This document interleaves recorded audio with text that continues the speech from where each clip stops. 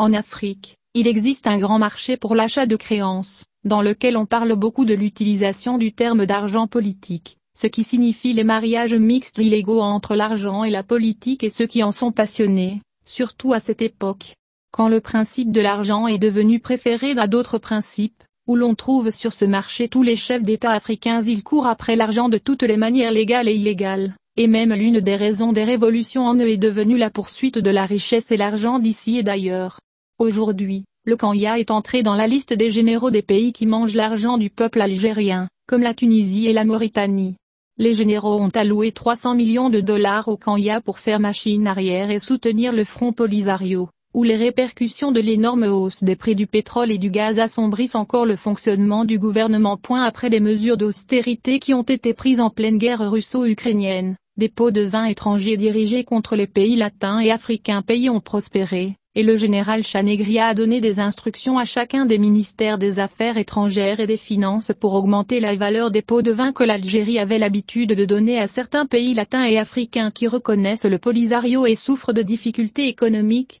où le général Chanegria a fait part de la décision à Ramtan Lamamra et Ibrahim Jamal Kassali lors d'une petite réunion privée dans une villa où les membres du personnel sont tenus à l'écart des regards du groupe Taboun et de ceux qui gravitent autour de son orbite, qui a eu lieu jeudi dernier, selon les sources de Algeria Team. Les pays concernés sont la Tunisie, la Mauritanie, le Niger, le Mali, le Burkina Faso, le Pérou et le Kenya et Cuba, selon la source. Le montant dont ces pays ont bénéficié au titre de l'aide étrangère à l'Algérie équivaut à 1,5 milliard de dollars et s'élèvera à plus de 2,5 milliards de dollars au cas où le pétrole et les prix du gaz continuent d'augmenter, en plus des aides liées aux programmes de formation militaire et de sécurité et aux bourses dans les universités et instituts spécialisés algériens, ce qui est la décision qui est intervenue dans le cadre de la mise en œuvre des engagements de l'État algérien concernant son soutien au Polisario cause, qui soutiendra la cause du peuple algérien.